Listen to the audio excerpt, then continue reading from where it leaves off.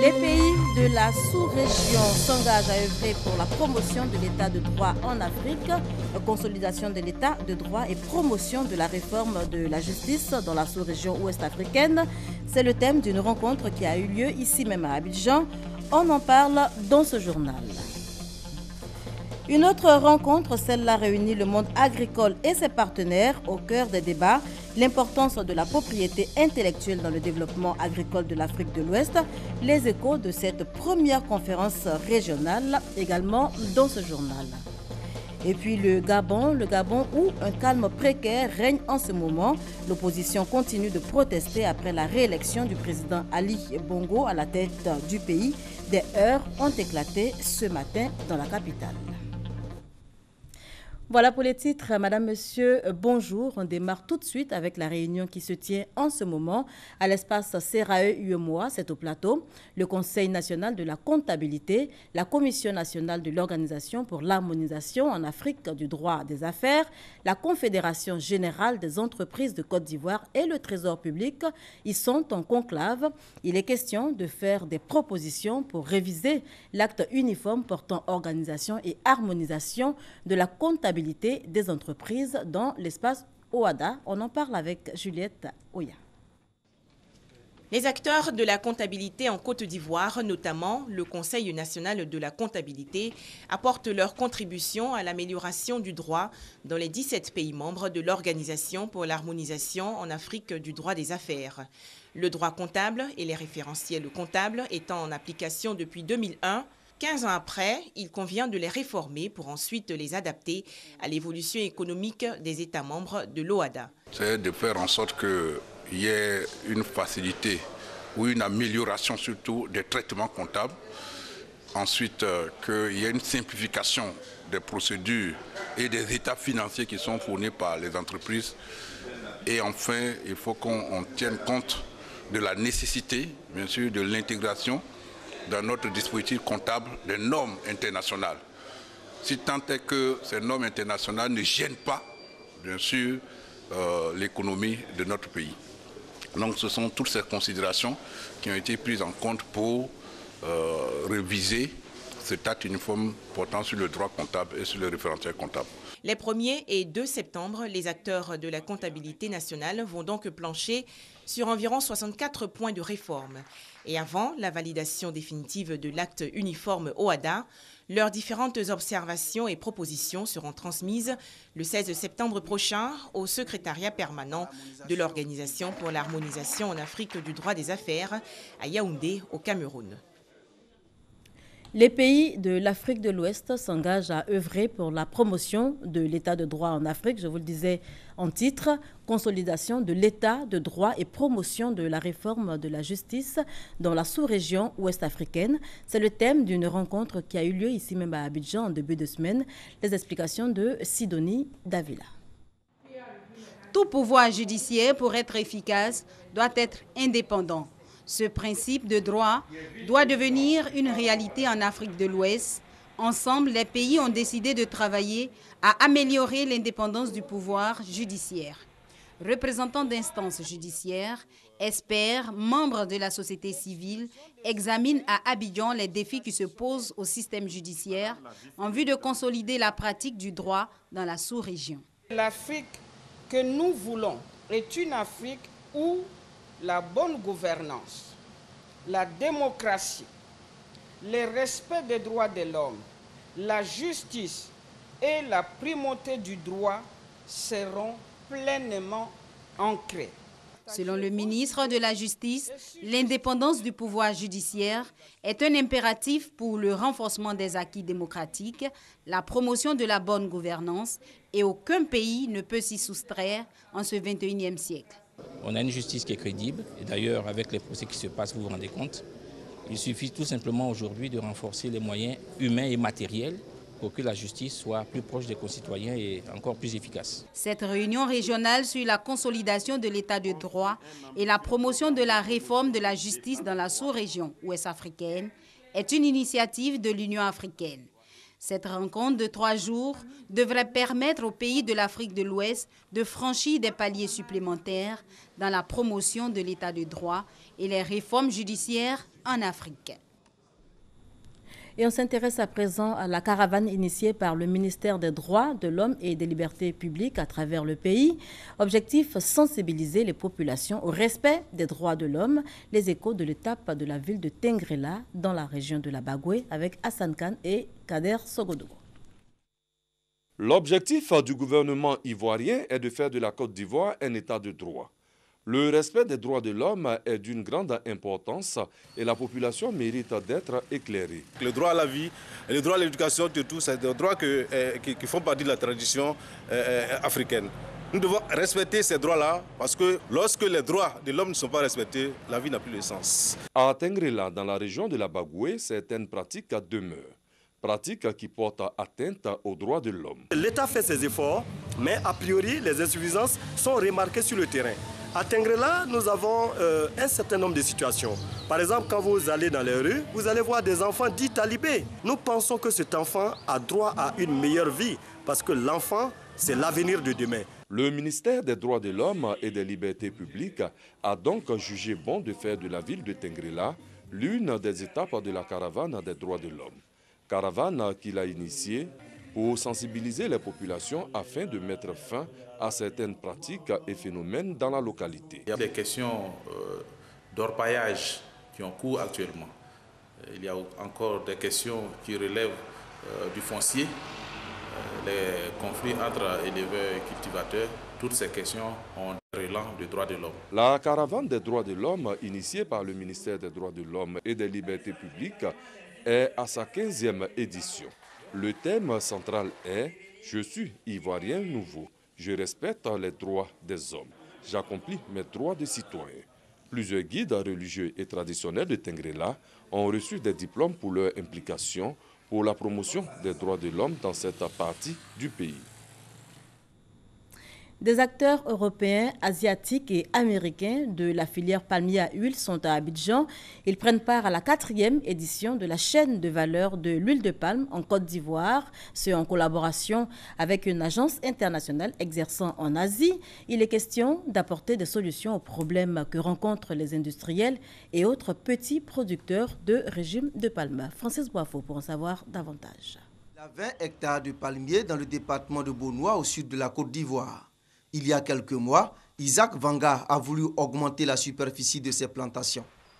Ce petit planteur a vite changé d'avis, confronté au problème de la filière. Le petit planteur qui veut créer un hectare de plantation, il a besoin autour de 140 000 francs. Ce n'est pas bon du tout. Une tonne d'engrais, c'est autour de 200 et quelques mille, le planteur ne peut pas acheter, ce qui fait que nos rendements en plantation sont très faibles. Nous produisons 7 tonnes à l'hectare, alors que les agro-industriels qui ont plus d'argent, eux, ils tournent autour de 20 tonnes à l'hectare. Les prix sont très faibles, ça fait 47 francs le kilogramme de régime. Des difficultés, les petits producteurs et les industriels en rencontrent tous les jours en Afrique. Le secteur est tout nouveau au Libéria et beaucoup de jeunes voudraient se lancer dans le secteur palmier à huile, mais ils ne savent pas comment, par où commencer. On a le problème d'acquisition des terrains, on a le problème de profitabilité et aussi un problème d'environnement.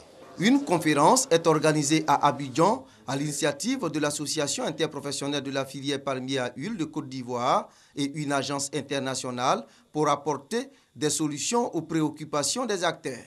Il est aussi question d'échanger sur les problèmes liés à la transformation des régimes de palme. Le problème que la filière a, c'est le coût de transformation. Et donc cette conférence avec les Asiatiques va nous permettre de changer pour voir qu'est-ce qu'il faut faire pour réduire ces coûts de transformation. À l'ouverture des travaux, le ministre ivoirien de l'Agriculture et du Développement rural a dit l'engagement de la Côte d'Ivoire à consolider sa place de premier pays exportateur d'huile de palme en Afrique. Le pays exporte plus d'un tiers de sa production, estimée à 420 000 tonnes dans l'espace CEDEAO. Il a l'ambition de conquérir le marché international et cela passe par des initiatives. Cette ambition s'est traduite par l'adhésion au processus de la table ronde sur l'huile de palme durable en abrégé RSPO, pour répondre à un besoin urgent en huile de palme certifiée. Notre pays a également adhéré en 2015 à l'initiative Tropical Forest Alliance 2020 sur l'huile de palme en Afrique, dont le but est le développement responsable de l'huile de palme. L'huile de palme fait l'objet de campagnes de dénigrement. Des opérateurs estiment que sa qualité ne répond pas aux standards internationaux. Les participants à la conférence d'Abidjan vont réfléchir à la mise en place de stratégies pouvant mieux vendre cette huile à l'étranger. Une autre rencontre, celle-là réunit le monde agricole et ses partenaires. Au cœur des débats, l'importance de la propriété intellectuelle dans le développement agricole de l'Afrique de l'Ouest. Les échos de cette première conférence régionale avec Lansine Bakayoko et Jean-Jacques Kwame Ala. La propriété intellectuelle, une dimension essentielle des révolutions industrielles que les Africains ont ratées. Constat du ministre de l'Enseignement supérieur et de la Recherche scientifique à l'occasion de l'ouverture de la première conférence régionale sur la propriété intellectuelle en matière agricole. Pour l'agriculture qui intègre ce domaine scientifique, l'erreur n'est pas permise. C'est un aspect clé pour protéger l'innovation, pour garantir la qualité des produits et qui permet que pour certains produits qui sont protégés, d'augmenter la valeur ajoutée et de bénéficier à un développement économique et social dans les zones rurales.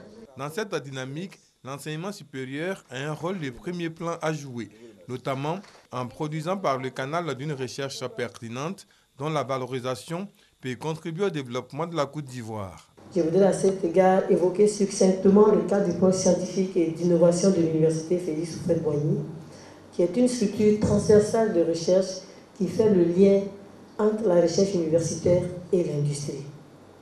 À ce jour, ce pôle a produit des résultats fort encourageants, dont des biopesticides élaborés à partir d'extraits de plantes. Donc c'est l'agriculture durable. Toutes ces initiatives seront adossées au projet d'amélioration des capacités de propriété intellectuelle pour le développement de la culture, baptisé IP4 Growth, projet piloté par le Centre ivoirien de recherche économique et sociale, CIRES. Des investisseurs américains à Anonkwa-Kouté, c'est un village du district d'Abidjan, en Côte d'Ivoire, dans le cadre des préparatifs du prochain salon Investir en Côte d'Ivoire qui se tiendra aux États-Unis. Les hôtes de ce village brillé ont montré beaucoup d'intérêt pour ces projets de développement. Ils entendent même les appuyer. David Oyo, Serge Kolia. Le village d'Anonkwa-Kouté, visité par des opérateurs privés américains. La présence de ces investisseurs du pays de l'oncle Sam a mobilisé tout le village autour du chef. Au menu de la rencontre, la signature d'une convention de partenariat pour la réalisation d'infrastructures de développement à Anonkwa-Kouté. Il s'agit de faire des investissements au profit de toute la communauté. Au nom du village, Tanon Eusebe a exprimé la fierté et l'honneur du village d'accueillir des hôtes de marque. Il a dit l'espoir du développement qui anime le village d'Anonkwa-Kouté au moment où cette convention est signée. La chef de la délégation des investisseurs américains a exprimé pour sa part sa satisfaction et fait le vœu de voir aboutir les actions prévues pour ce village. Pour le chef Kwedon Ange-Paul, ce partenariat va donner un élan à l'essor de son village. Je pars aux États-Unis pour échanger donc avec les investisseurs qui viendront des États-Unis d'Amérique, du Canada et du Mexique. Et nous allons profiter de nos séjours là-bas pour vendre positivement à Anonkwa-Kouté. Nous avons des terres et nous voulons vraiment que les gens viennent pour des programmes immobiliers. Et nous avons aussi bien des centres de santé et tout ça. Nous espérons bien venir avec des échanges favorables pour toutes les parties. Les membres de la délégation américaine ont été faits citoyens d'honneur du village d'Anonkwa-Kouté. Le développement également au centre des débats dans le Ourodougou, au nord de la Côte d'Ivoire. Un atelier a été organisé à cet effet. C'est à l'initiative de la direction régionale de la statistique de Séguéla, ce avec l'appui du programme des Nations Unies pour le développement. Honorine Anigori. Ce sont les directeurs régionaux de tous les ministères présents dans le Ourodougou qui ont planché sur les stratégies qu'il faut pour le développement de la région. Le coordonnateur du Programme national de développement communautaire, le Dr Fulgence Messon, le représentant du Programme des Nations Unies pour le développement, le PNUD, et le préfet par intérim de la région qui a présidé la cérémonie sont unanimes. Les données statistiques permettent de procéder à la planification du suivi et à l'évaluation des politiques économiques et sociales. Différents domaines sont concernés. Il s'agit de l'éducation, de l'agriculture, du commerce, du transport, du logement et du sport. Le présent annuaire statistique du Ourodougou est une boussole pour organiser l'émergence de cette région. Vague de mutation au sein du commandement des forces terrestres. 2 cérémonies de passation de commandement ont eu lieu, vous le voyez en image, au nouveau camp d'Akwedo. La première, au bataillon d'infanterie, a vu le transfert du commandement entre le lieutenant-colonel Ouattara Zoumana et le lieutenant-colonel Doumbia Brahima. La seconde, au premier bataillon blindé où le chef d'escadron, Pacom Alban, est arrivé en remplacement du lieutenant Yake Charles. Et on parle santé à présent. Plus de 12 000 nouveaux cas de cancer enregistrés en Côte d'Ivoire en 2012. Ce sont les chiffres du Programme national de lutte contre le cancer. Et malgré les actions menées pour lutter contre ce mal, eh bien, les chiffres ne cessent pas de s'accroître. Qu'est-ce qui coince ? Quelles sont les réalités en ce qui concerne la prise en charge? Élément de réponse dans ce reportage signé Ami Sissoko.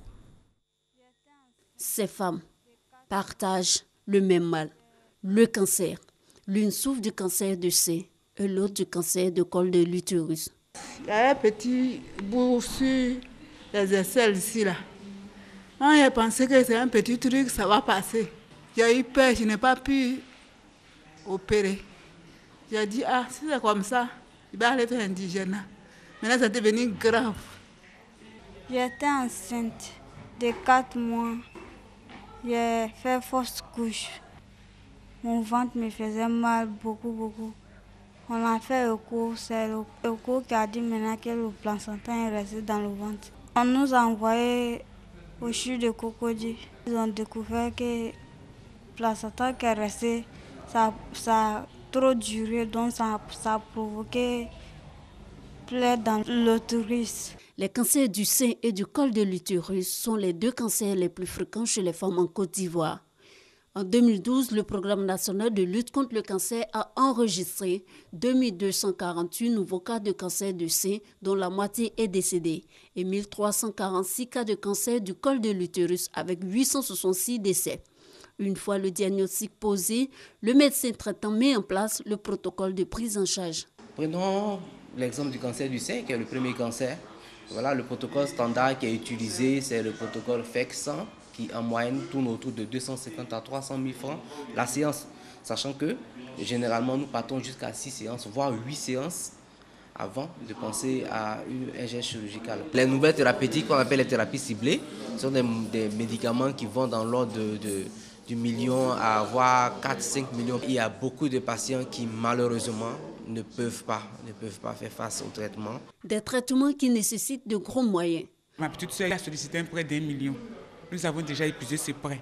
Moi-même, mes 2 salaires du mois de fin juillet, tout a été épuisé. Je suis obligé d'aller solliciter encore un autre prêt de 2 millions. À chaque fois, tu dois appeler les médicaments coûtent très cher. Si tu n'as pas de bon même, vraiment, ce n'est pas la peine. Si tu n'as pas une assurance et que vraiment tu n'as pas un salaire vraiment consistant, tu ne peux pas. Aujourd'hui, l'appui du Programme national de lutte contre le cancer permet d'amoindrir le coût de certains traitements. Mais cela reste encore insuffisant.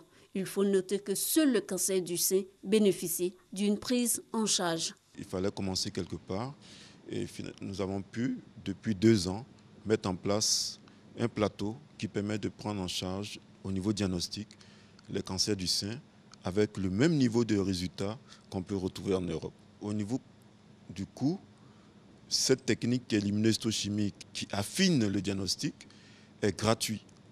Donc c'est déjà un effort important qui est fait lorsqu'on sait qu'il y a 3 ans, ce type d'examen qui se faisait à l'extérieur coûtait autour de 200 à 300 000 francs. En 2012, la Côte d'Ivoire a enregistré plus de 12 000 nouveaux cas de tout type de cancer. Pourtant, des moyens existent pour prévenir cette maladie et en guérir quand elle est dépistée tôt. J'ai été guéri du cancer, l'un des cancers les plus dangereux, qui n'est autre que le cancer de l'estomac. Je me suis pris très vite en charge et très vite je suis parti en Suède pour me faire soigner. Que nous prenions l'habitude de consulter le médecin lorsque nous sommes à un âge dit à risque. Pour la prostate, à partir de 45 ans, il faut consulter. Pour les femmes aussi, il faut prendre l'habitude de faire un frottis régulièrement à partir de 35 ans. Ou à partir de 40 ans, se masser le sein chaque matin, rechercher une boule. C'est des petits gestes qui peuvent vous sauver.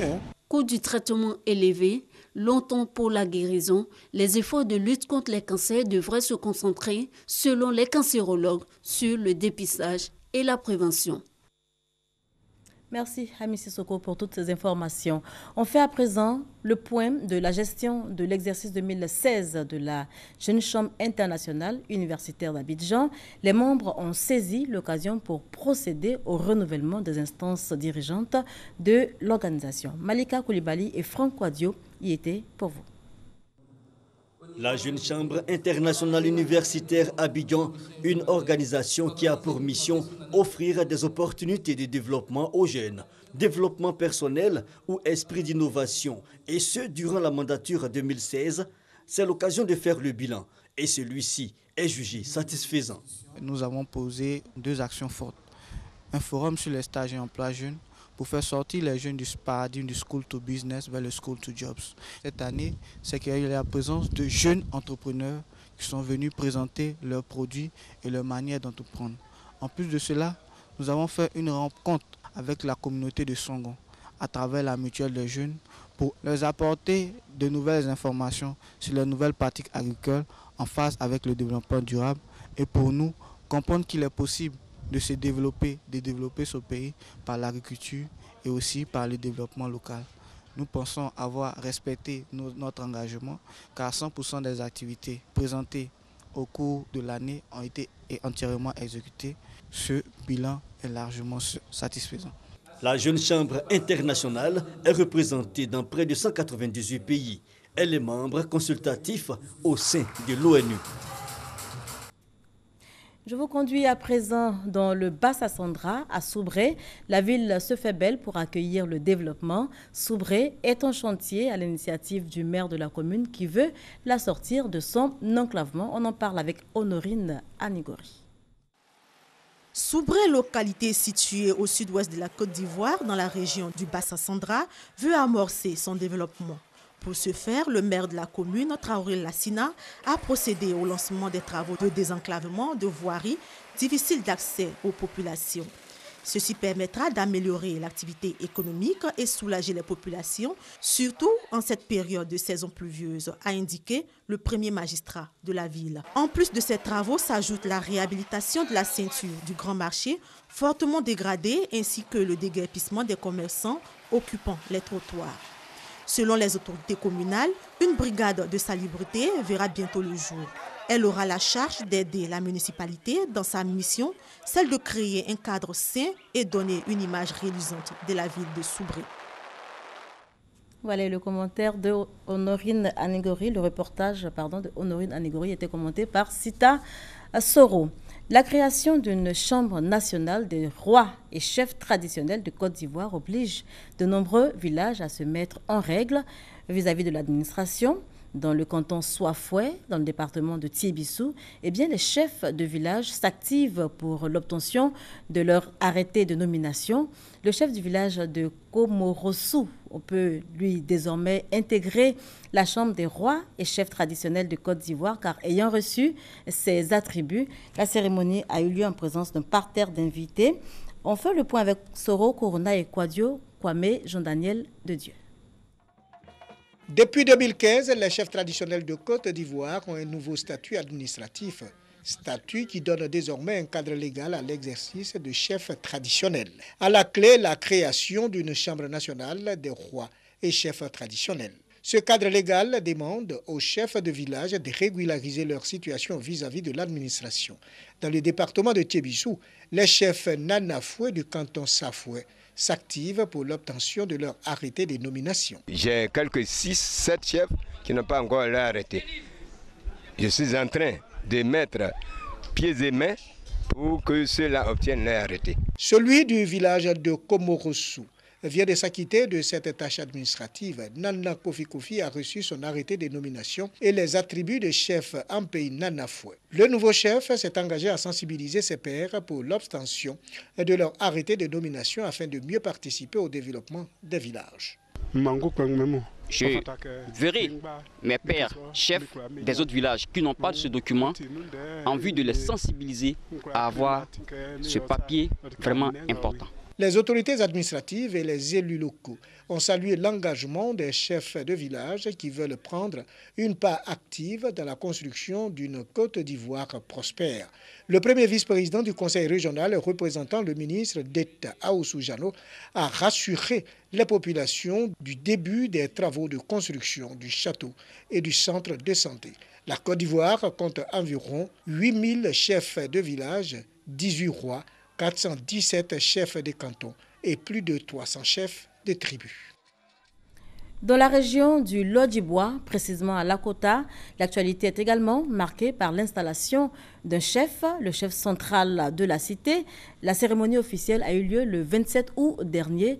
Invité spécial, l'ambassadeur de la République démocratique de l'Algérie. Massokone Moussa Okonate. Nandebo Goli Paul est le chef de tous les chefs de la commune de Lakota. Il est investi comme chef central de Lakota. Avant son installation dans ses nouvelles fonctions, Nandebo Goli reçoit officiellement des mains du préfet de la ville l'arrêté qui fait de lui le tout nouveau chef. Entouré de ses pairs et en présence de l'ambassadeur de l'Algérie en Côte d'Ivoire, Mohamed Abdelaziz Bouketaïa, et du représentant de la région du Lodjibois à la Chambre nationale des rois et chefs traditionnels de Côte d'Ivoire, Nandebo Goli est installé dans son siège. Le maire de la commune, Sami Meri, par ailleurs parrain de la fête, a offert un véhicule au tout nouveau chef central afin de l'aider dans sa mission de coordination des activités en tant que garant de la tradition. Sami Meri a demandé au chef central de promouvoir l'union et la réconciliation dans la localité. Âgé de 63 ans et père de 5 enfants, cet ancien fonctionnaire de l'école normale des travaux publics avait été désigné en 2013 comme chef d'Akabrebois, un village de la ville de Lakota. Je vous conduis à présent dans un haut lieu de la haute spiritualité, la Mecque, précisément sur le site où le Coran a été révélé aux prophètes de l'islam. Les 4200 pèlerins ivoiriens l'ont visité dans le cadre donc du Hajj 2016 qui se poursuit. Mamadou Kouassi, notre envoyé spécial, y était également. On y reviendra dans nos prochaines éditions. Mais avant, on parle sport, football. Les éléphants de Côte d'Ivoire rencontrent demain, samedi, l'équipe nationale de la Sierra Leone. Un match comptant pour les éliminatoires de la CAN 2017. Les champions en titre sont en ce moment à Bouaké pour se préparer. Soro Corona, Kader Sogodogo. 6e journée des éliminatoires de la CAN 2017 au Gabon. Les éléphants de Côte d'Ivoire croisent le fer avec les Sierra-Léonais au stade de la paix de Bouaké ce samedi 3 septembre. Yao Kwasi Gervinho et ses coéquipiers ont foulé le sol de Bouaké ce jeudi 1er septembre un peu avant 12 h. Les Pachidem sont prêts pour arracher leur ticket. Pour cela, ils veulent compter sur une mobilisation du public de Bouaké. C'est le match le plus important de la qualification. Nous sommes premiers, mais je pense que il faut gagner pour assurer la première place. Nous sommes sereins, je pense qu'on est conscient de ce qui nous attend. On a des joueurs qui sont motivés, on a des jeunes joueurs qui ont envie de jouer. On a un public qui va nous soutenir. À l'aéroport international de Bouaké, les supporters sont venus dire aux éléphants qu'ils seront le 12e homme ce samedi. L'entraîneur Michel Dussueur, quant à lui, affiche une sérénité malgré quelques absences. On a très à cœur d'aller défendre le titre là-bas au Gabon. Donc il s'agit d'être bien déterminé, bien concentré sur notre sujet pour passer cet écueil sierra-léonais. À l'exception de Serge Aurier blessé et de Lamine Koné, donc à part ces deux joueurs-là, tout le monde est là. Les Sierra-Léonais, adversaires des éléphants, sont également arrivés à Bouaké en fin d'après-midi. ils ne sont pas venus en victimes résignées. Les Lions Stars ont contraint les éléphants au nul au Libéria. Rendez-vous est donc pris pour le samedi 3 septembre au Stade de la Paix, où les champions d'Afrique en titre jouent leur qualification pour le Gabon. Voilà, bon vent donc à nos Pachédiam. Notez que c'est l'ultime match pour la qualification, donc un match décisif pour s'offrir le ticket de la CAN 2017. Et ce sera au Gabon. Le Gabon où il règne en ce moment un calme précaire. La tension est montée d'un cran ce matin. L'opposition conteste toujours après donc la proclamation des résultats de la présidentielle de samedi dernier. Des résultats qui déclarent le président Ali Bongo réélu à la tête du pays. De nouveaux heurts, je vous le disais tantôt, ont éclaté dans la capitale ce matin. Le président Ali Bongo s'est adressé, lui, hier à la nation. Il a réaffirmé sa volonté de ne pas céder à la pression. La communauté internationale appelle au calme. Voilà qui met un terme à ce journal. Merci de nous avoir suivis. N'oubliez pas, l'information continue sur RTI 1.